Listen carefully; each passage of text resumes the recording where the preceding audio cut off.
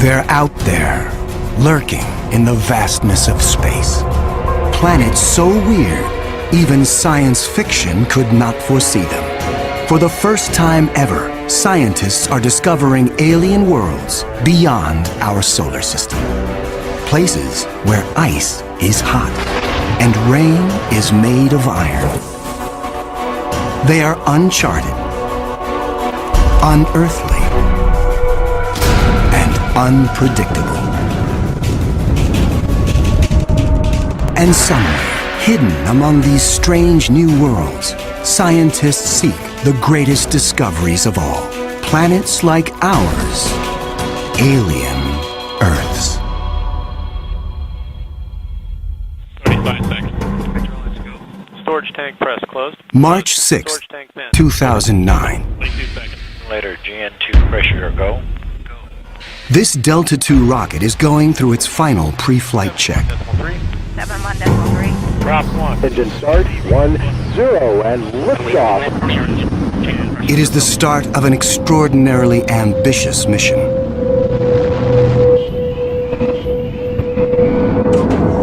The Kepler Space Observatory is hunting for planets like Earth within a region of 100,000 stars.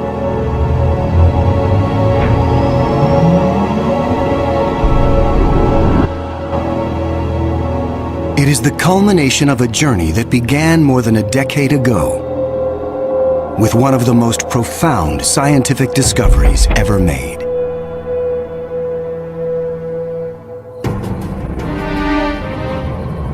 (1995). Swiss astronomer Michel Mayor and his team make a routine observation of stars in the constellation Pegasus, located 50 light-years away. But the instruments show something strange. One star is violently lurching and wobbling. What we discovered, it's one of these stars have a velocity changing with time. What is powerful enough to disturb a star the size of our sun? Mayor offers a radical answer: a planet. But no one has ever seen a planet around another sun-like star. Problem in detecting planets around other stars is that as a planet orbits a nearby star, that planet gets lost because of its feeble light in the glare of the very bright star. In spite of the odds, Mayor relies on his data and is convinced the wobbles are caused by the gravitational pull of an orbiting planet. When I read this claim from Michel Mayor, I was very skeptical. There had been many false claims of the first planet ever discovered around another star, and I thought to myself, oh boy, here we go again.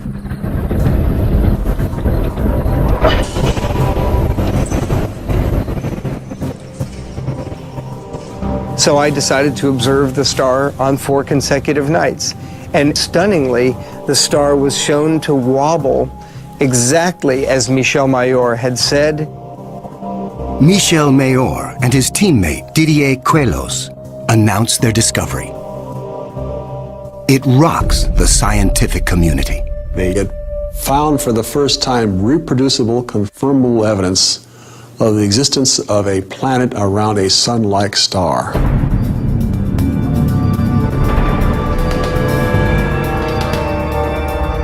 Officially called 51 Pegasi b, the planet is nicknamed Bellerophon in honor of the Greek hero who tamed the winged horse Pegasus. It is a planet that breaks all the rules. Bellerophon roasts in the blazing starlight at temperatures of roughly 1,800 degrees Fahrenheit.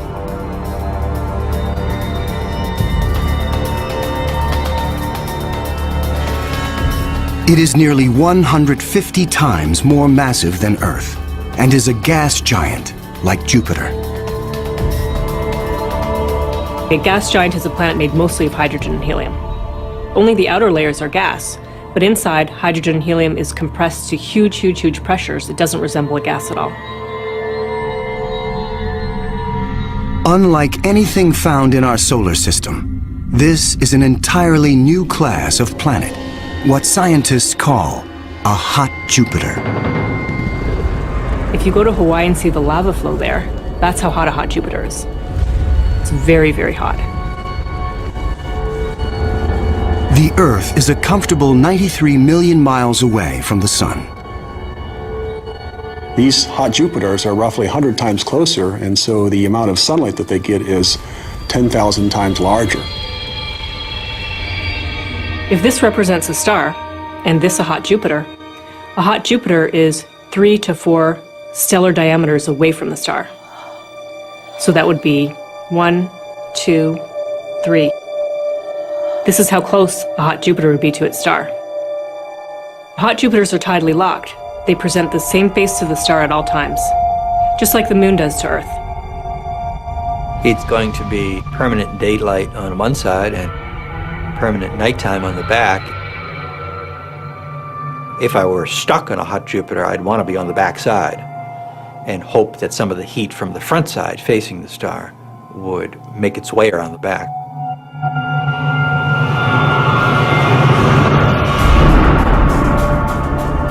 The variations in temperature make Bellerophon's atmosphere extremely windy. The wind howls at thousands of miles per hour, far beyond anything we could ever withstand. The heat blast guarantees water vapor cannot exist. But that doesn't mean there is no rain. It's far too hot for water liquid clouds to form here. But instead, these clouds would be made out of iron. Iron vapor can exist at temperatures much higher than water. And because of that, things could get a little messy.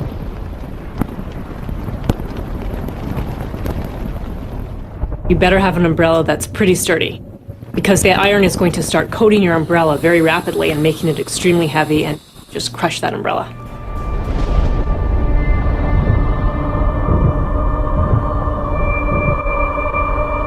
The sky overhead is filled with dancing curtains of color. Charged particles from the nearby star make auroras far more extreme than the northern lights on Earth. There is something even more unique about this newly discovered world.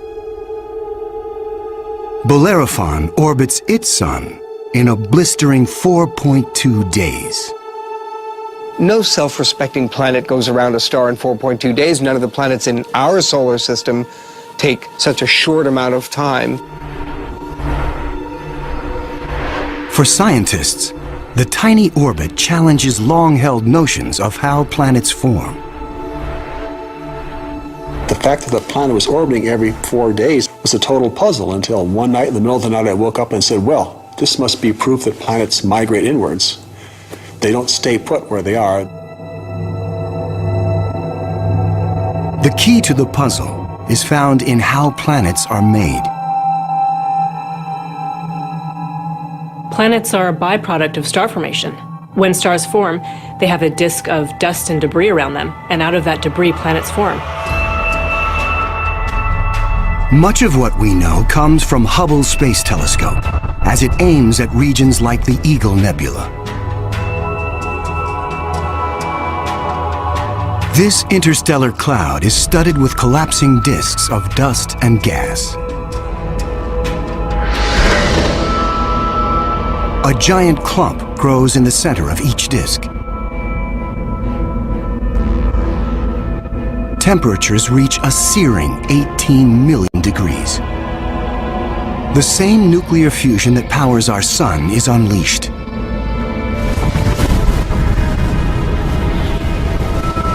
The star is born.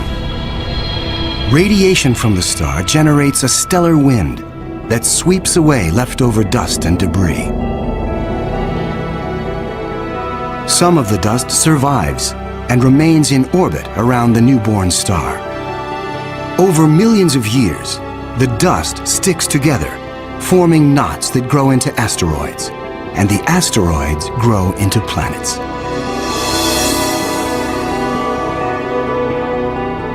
These planets migrate through the disk until they find a stable orbit. This is why Bellerophon is so close to its parent star. But one newly discovered world has found its stable orbit in a place no planet should ever go. 2001. Hubble Space Telescope is directed to an obscure star some 150 light-years away from Earth, in the constellation of Pegasus. This is the same region where Bellerophon was found 6 years earlier. Hubble is tracking another hot Jupiter, discovered by astronomer Jeff Marcy. But this one is different from Bellerophon. You've probably heard of the planet HD 209458b. It's a terrible name. A terrible name for a terrible place.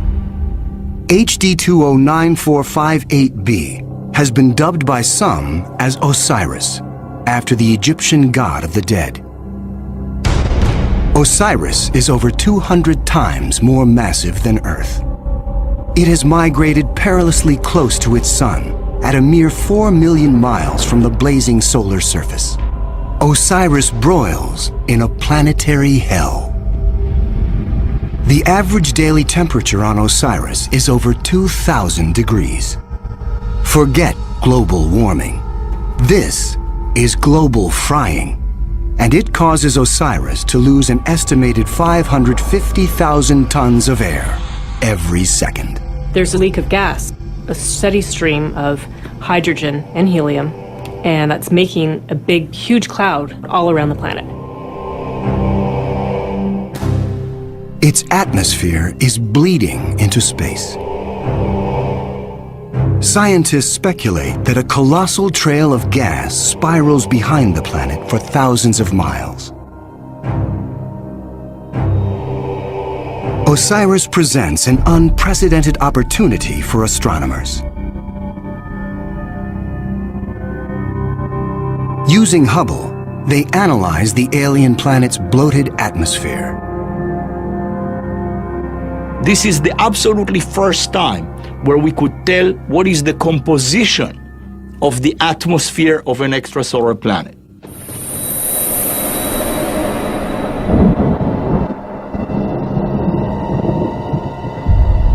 Surprisingly, Hubble detects many of the basic chemicals needed for life. Sodium, carbon, hydrogen, and oxygen. But Osiris is far too hot for life as we know it. There may be other forms of life, however, that thrive on higher temperatures. But there's no solid surface as we know it on a hot Jupiter. So this life would have to be just tiny little microbes floating around on aerosols. And on our own Earth, we have life that floats around in our atmosphere. But that life didn't start there. So life almost certainly would not exist on hot Jupiters. Astronomers have discovered many hot Jupiters since Bellerophon was found in 1995. But conditions on these worlds rule them out as places where the drama of life can unfold.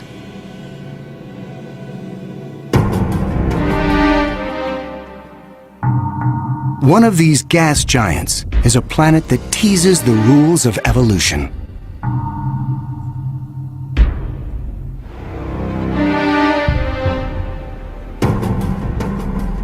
Astronomer Jeff Marcy discovers something shocking about a planet orbiting a star called 16 Cygnus b, located some 70 light-years away in the constellation of Cygnus, the Swan.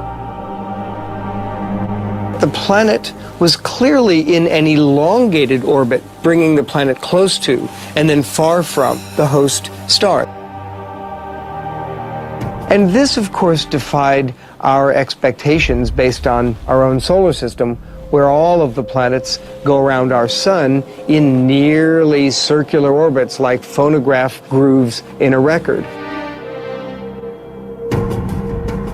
Like a giant yo-yo in space, the gas giant swings back and forth across its solar system. That is like the Earth swooping 25 million miles closer to the Sun, then slinging past Mars, all the way out towards Jupiter every year.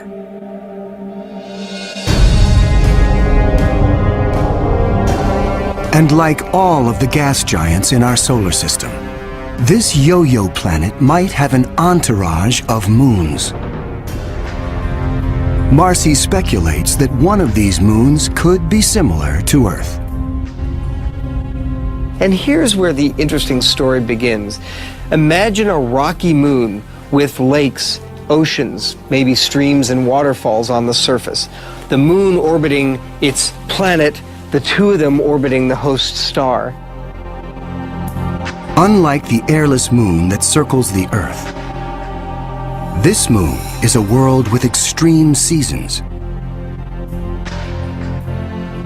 On Earth, the seasons are caused by the tilt of our planet. Here, they are caused by the elongated orbit.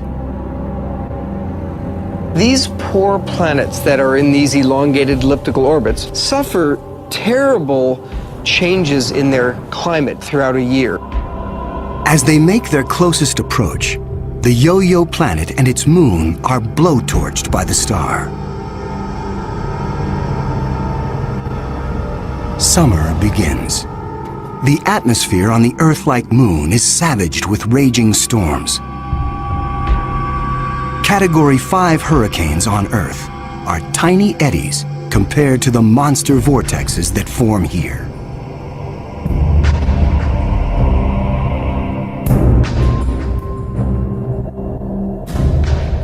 The clouds thicken as the water evaporates.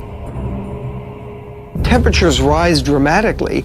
Any water or gases would heat up, and indeed the oceans would boil into steam, so you'd end up with a big steam bath.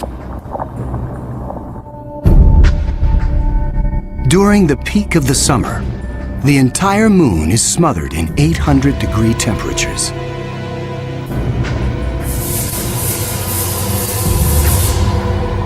This is the closest approach to the star. During its 26-month orbit, the summer season is barely 2 months long. But what a season!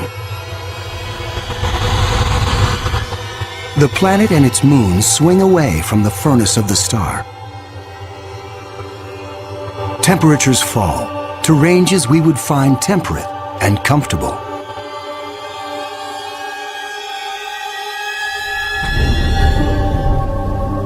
With the coming of fall, the rains return to the parched and roasted moon.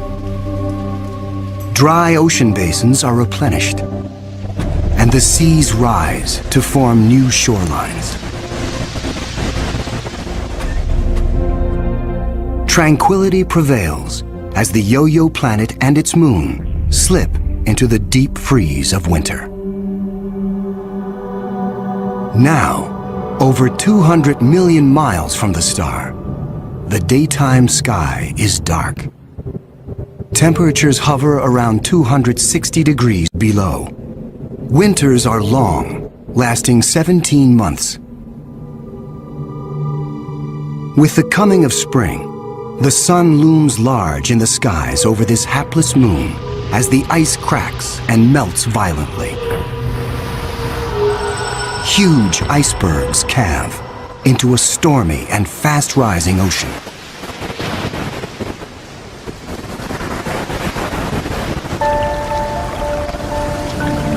For 2 preciously short periods, during the spring thaw and the autumn rains, the climate on this Earth-like moon is balmy and comfortable. At a distance of 93 million miles from the star, roughly the same distance as Earth from the Sun, the elliptical orbit of this planet and its moon crosses an area around the star some scientists call the Goldilocks zone. The conditions here are just right for life. If you're too close to the star, then it's too hot. If you're too far away, then it's going to be too cold and everything's going to be icy. But then if you're right in the middle, it's just right. Every star has a Goldilocks zone. Where that zone is depends on the size and temperature of the star. In our solar system, Venus marks the inner boundary and Mars the outer boundary. Earth and its abundance of life is right in the middle. The Yo-Yo planet passes through the Goldilocks zone twice a year.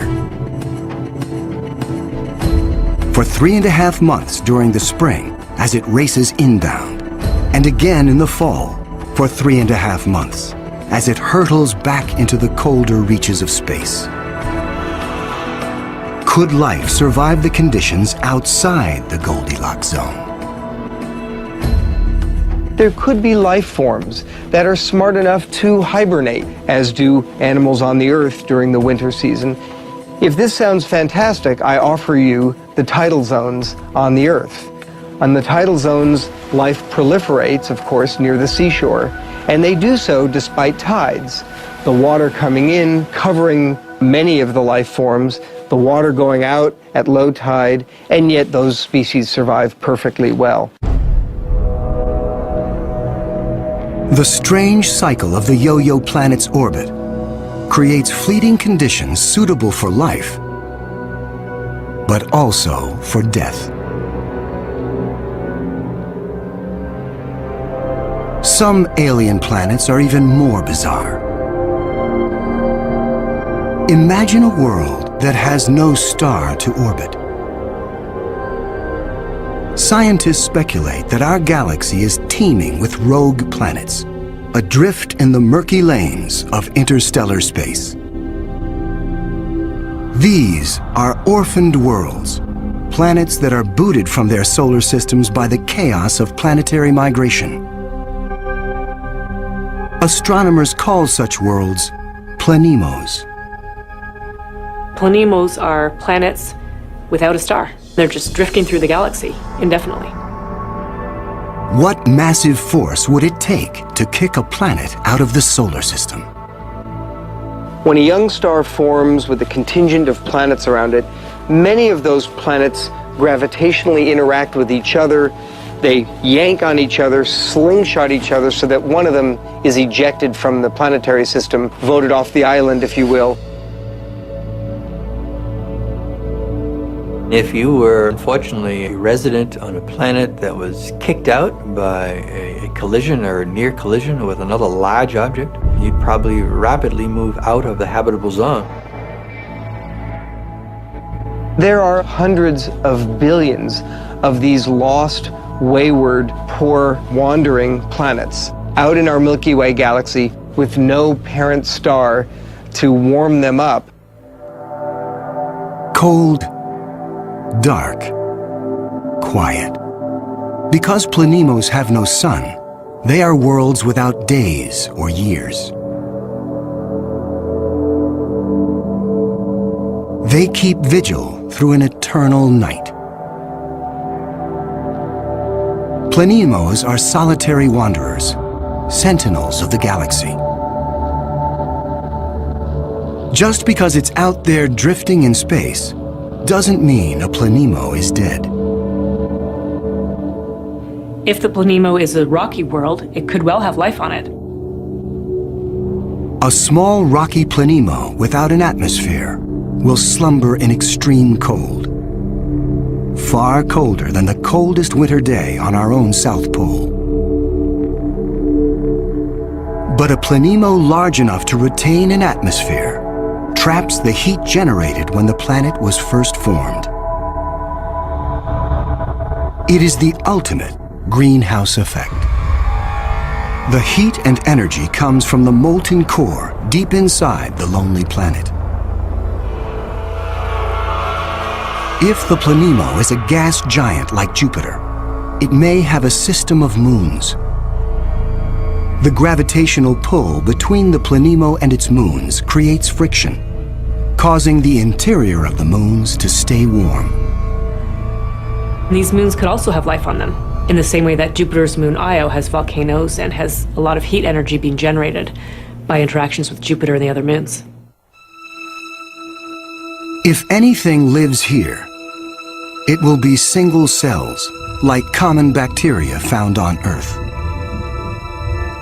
Not complex life forms.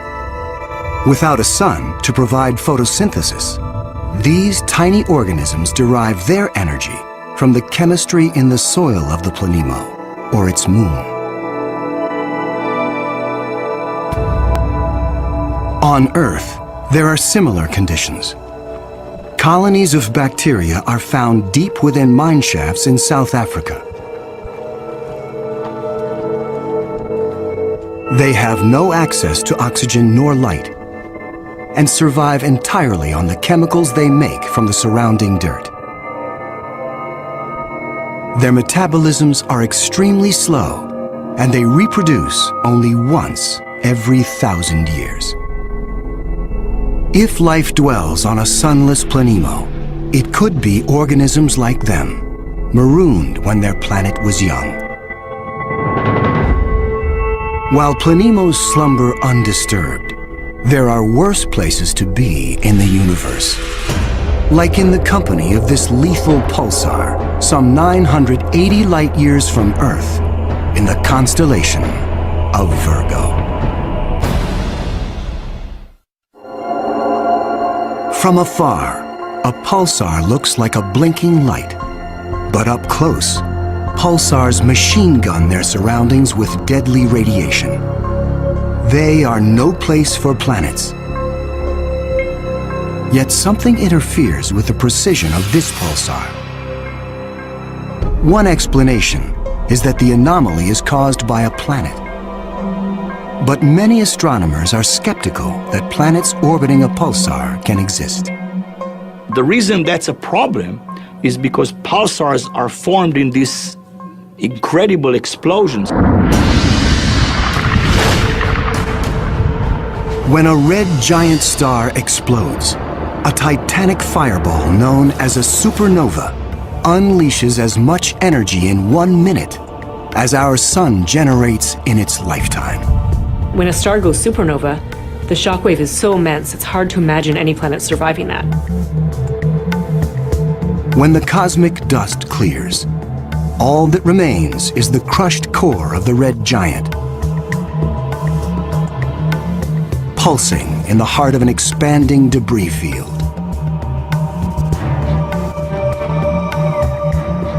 Matter blasted from the colossal explosion falls back to the pulsar and forms a disk. Within this chaos, a new world arises, born of fire and destruction, a planetary zombie raised from the carcass of the former red giant star. It's amazing that planets could form in that environment. A planet orbiting a pulsar will give you the feeling of being in a disco bar with a very strong strobe light, which is the pulsar. Radiation from this stellar beast breaks down the organic molecules needed for life. The pulsar has these very strong magnetic fields that are being spun around as the star is rotating quickly, and it's picking up any material, electrons, protons, and speeding them up and slinging them out at high speed. So it's like a solar wind with a vengeance. I can't imagine that there would be much of an opportunity for even simple life, microbial life, to emerge and to flourish on a planet around a pulsar. Largely because if you were in the pulse, you'd be severely energized, and if you were not in the pulse, you would be completely devoid of energy. The discovery of pulsar planets shows how new worlds can form in the wake of a star's destruction. No matter where a planet arises, the process of its birth is fraught with danger. Sometimes, the violence is so great, the end of the world comes before the beginning. 2007, Astronomers using the giant Gemini North telescope make a strange discovery in the Pleiades cluster some 400 light-years from Earth. A star known only by its catalog number, HD 23514, is surrounded by a giant donut-shaped cloud of dust and gas. The star in the middle of the donut shape is about 100 million years old. A cosmic toddler in astronomical terms. Our sun is 45 times older. The conditions are perfect for planets to form. But spectral analysis finds something strange. The dust is utterly pulverized. Typically, a newborn star is surrounded by fledgling planets. Planets form around the young star in a protoplanetary disk of gas and dust. And then these planets go on their merry way orbiting the star, not realizing that they're in an orbit that's too close to another planet. Millions of years ago, two primordial planets orbiting HD 23514 are spinning toward doom. As the two worlds close in, tidal forces torque each planet from spheres to egg shapes.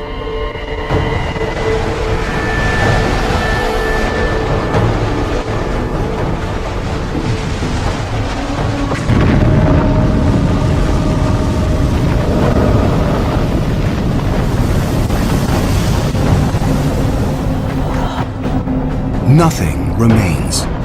The two worlds are annihilated, creating the dust and debris seen around star HD 23514. 4 billion years ago, a similar apocalypse came to Earth. A Mars-sized planet forms in roughly the same orbit as the newborn Earth. Like the planets at HD 23514, Earth and this Mars-sized body are barreling toward each other. If you happen to be unlucky enough to be standing on a growing planet when it was in the process of still becoming the Earth, you might wake up one morning and notice that the sky was getting darker and darker as a Mars-sized body was coming at you within a period of less than an hour.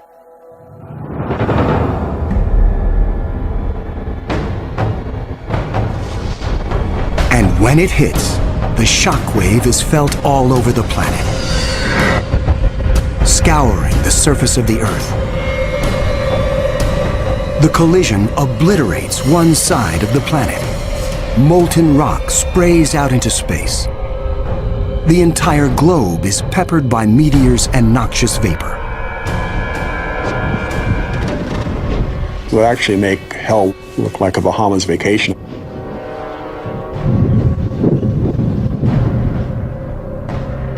The debris field from the collision coalesces and forms our moon. It is a new beginning for our planet. Collisions are part of the birth process for planetary systems. Building up a terrestrial planet is probably all about colliding pieces of rock together. And all across the galaxy, colliding pieces of rock are forming terrestrial worlds that defy the imagination.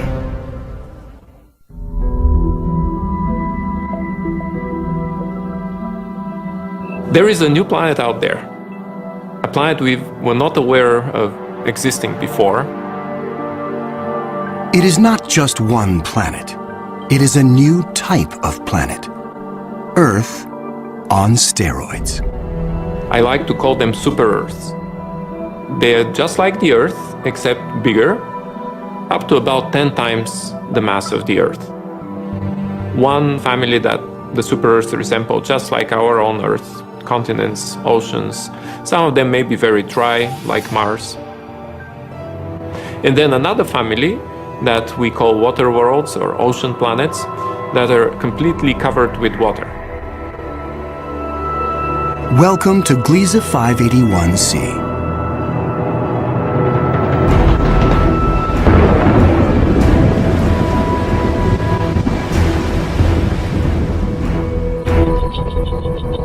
This planet was found by Michel Mayor, and it orbits with 2 other planets around a very small star. It's only 20 light years away in the constellation of Libra and is one of the smallest terrestrial planets found beyond our solar system. That doesn't mean Gliese 581c is small. It's still a super-Earth with 5 times the mass of our home planet. But it's the possibility of liquid water that excites scientists. An ocean planet feels like being in the middle of the Pacific Ocean, with no land in sight, just water, puffy white clouds, and blue sky above you. The winds on the ocean world are going to be similar to that of the Earth, so it will be a very good place to sail. The weather's absolutely perfect. Every day you get a clear blue sky, and the sun just stays in the same place. Now, how's that for weather prediction? No land anywhere. Even miles beneath the surface. This water layer would extend very far down, at least a quarter of the way down in the planet. But as we dive deeper into the sea, the pressure builds. At 35,000 feet below the surface, we pass the point where the deepest oceans on Earth bottom out. We pass the 100,000-foot mark.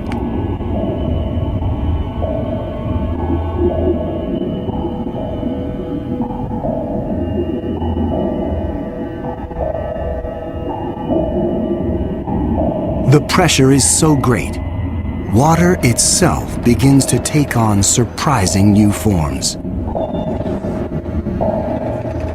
At a depth of 10 times the greatest ocean depth on Earth, we reach the bottom. When you have a large amount of water, then at the bottom of an ocean, you will form very high pressure in excess of 1 million atmospheres. And that pressure will compress the liquid water, that is the ocean, into a state which we call ice 7.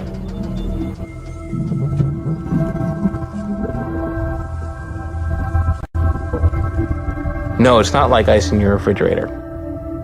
The molecules of water that are in the ice in your refrigerator are kind of all jumbled up. But if you form ice under very high pressure, then the water molecules can become ordered, they can become aligned.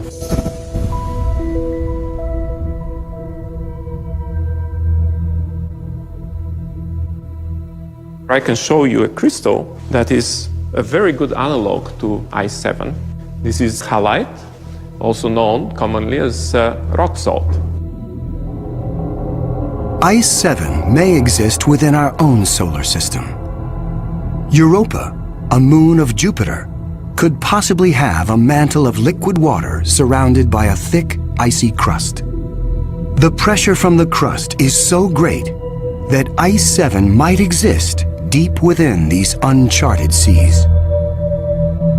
If we scale up and thaw out Europa, it could be a water world similar to Gliese 581c. One could imagine that life could emerge on a water world. After all, water is essential to life on Earth. Everywhere on Earth where there is water, there is life. You cannot find a sterile drop of water on Earth unless you put it in the microwave yourself. On this water world, there could be bacteria or any kind of life in the ocean itself. But not all of the super-Earths are water worlds teeming with life.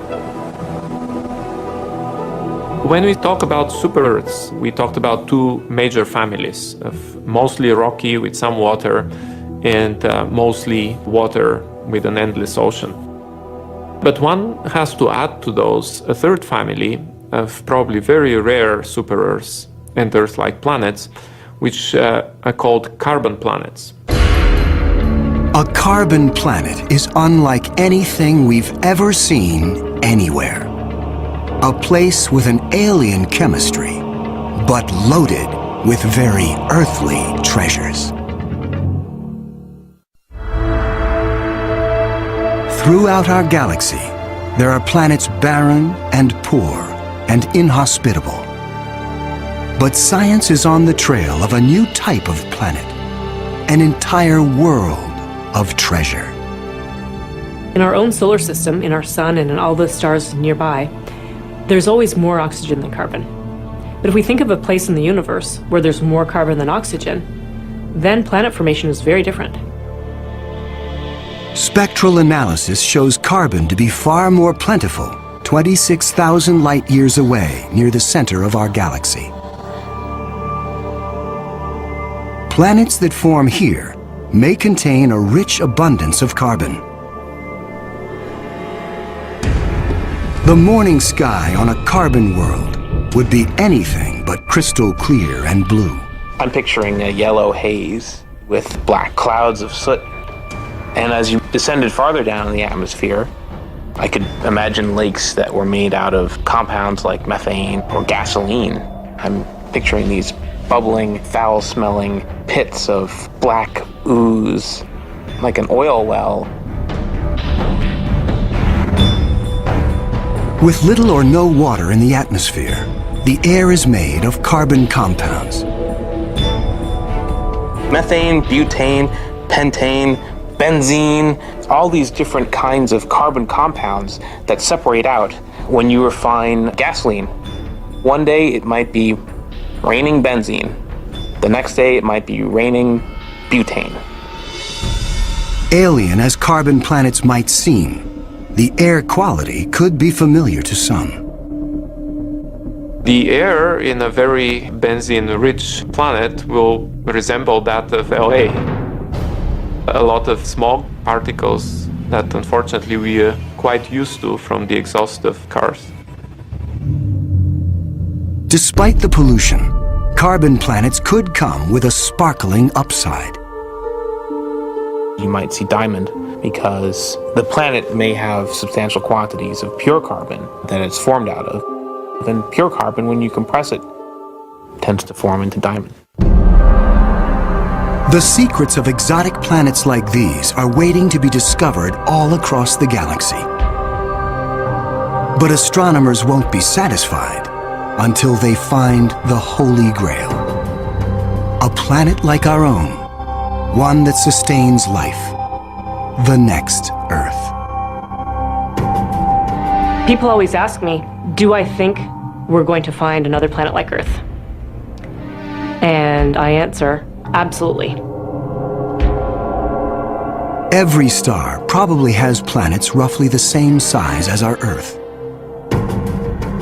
We think that essentially every star has several Earth mass or super Earth mass planets.